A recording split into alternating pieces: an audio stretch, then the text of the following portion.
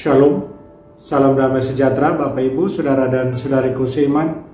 Senang berjumpa kembali dengan Anda dalam permenungan harian Sabda Tuhan, Embun Sabda, Selasa 19 Oktober 2021. Semoga Anda dalam keadaan sehat, tetap semangat, tetap tersenyum, dan tetap berpengharapan pada Tuhan kita, Yesus Kristus. Anda selalu dalam lindungan kasih Tuhan. Buat saudara dan saudariku yang sakit, saya berdoa, saya percaya dalam nama Tuhan Yesus Anda sembuh. Saudara dan saudariku yang terkasih dalam Tuhan, hari ini gereja mengajak kita merenungkan bacaan pertama yang diambil dari surat Rasul Paulus kepada jemaat di Roma bab 5 ayat 12, dilanjutkan ayat 15b, dilanjutkan ayat 17 sampai 19, dan dilanjutkan lagi ayat 20b sampai 21.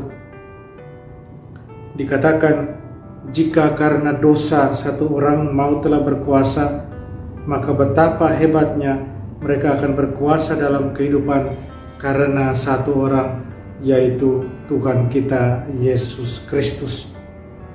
Dan bacaan Injil kita akan dengar dari Injil Lukas bab 12 ayat 35 sampai 38. Perumpamaan tentang seorang hamba yang didapati tuannya berjaga.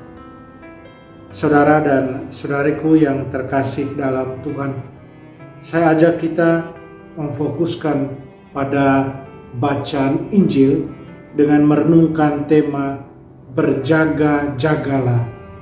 Kasih karunia Allah berlimpah. Kalau kita berjaga-jaga, kasih karunia Allah akan berlimpah pada kita. Saudara dan saudariku yang terkasih, bagaimana jika Tuhan Yesus mengetuk pintu kita masing-masing hari ini? Pintu rumah kita, rumah diri kita. Apakah kita siap dan ingin menerimanya? Yesus sendiri, dia ingin kita bersiap untuk kedatangannya. Hari ini, besok, atau pada jam keberangkatan kita, kepergian kita dari dunia ini, di mana kita tidak tahu. Dan ketika dia datang lagi di akhir dunia sekarang ini, untuk memberi penghargaan kepada mereka yang percaya kepadanya. Percaya kepadanya sebagai putra tunggal Allah yang diutus untuk menjadi Mesias, membebaskan kita dari dosa dan maut. Tuhan Yesus memanggil kita setiap hari. Dia ingin kita mendengarnya. Dia mengetuk pintu kita setiap hari. Kita harus selalu berjaga-jaga. Dalam kitab Wahyu bab 3 ayat 20 dikatakan di sana, dia berkata, "Dengar, aku berdiri dan mengetuk pintu. Jika kamu mendengar suaraku dan membuka pintu, aku akan masuk dan kita akan makan bersama." Saudara dan saudariku terkasih dalam Kristus, Tuhan Yesus memberitahu para pengikutnya sebuah perumpamaan dari kehidupan sehari-hari yang menggambarkan perlunya bersiap siaga untuk membuka pintu ketika tuan rumah mengetuk dan memanggil pelayannya untuk membiarkannya masuk. Pintu di dunia kuno ataupun di dunia kita sekarang ini sering kita kunci dari dalam, terutama di malam hari, untuk mencegah tidak terjadinya apa-apa, untuk mencegahnya pencuri masuk. Pelayan yang mengetahui suara tuannya diharapkan untuk waspada dan bersiap untuk membuka kunci pintu dan membiarkan tuannya masuk tanpa penundaan sesaat.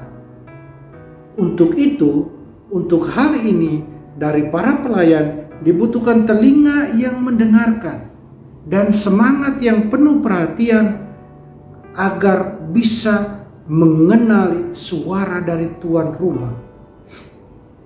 Jika para pelayan menolak untuk membukakan pintu atau menunda terlalu lama, yang ada adalah teguran, yang ada adalah hukuman, yang bisa mereka dapatkan dari tuannya.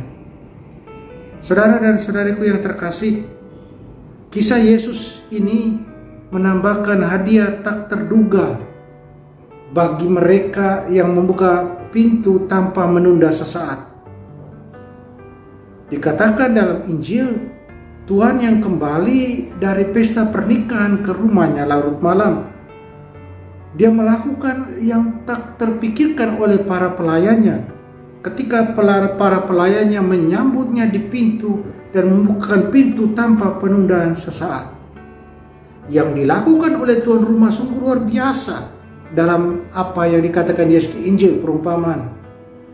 Tuan rumah mengenakan seragam pelayan, mendudukkan pelayannya di mejanya sendiri, mejanya sebagai tuan. Kemudian dia melayani mereka, menyajikan makanan dan minuman. Makanan dan minuman pilihannya dia sajikan kepada mereka. Perumpamaan Yesus ini membalikkan cara berpikir dunia.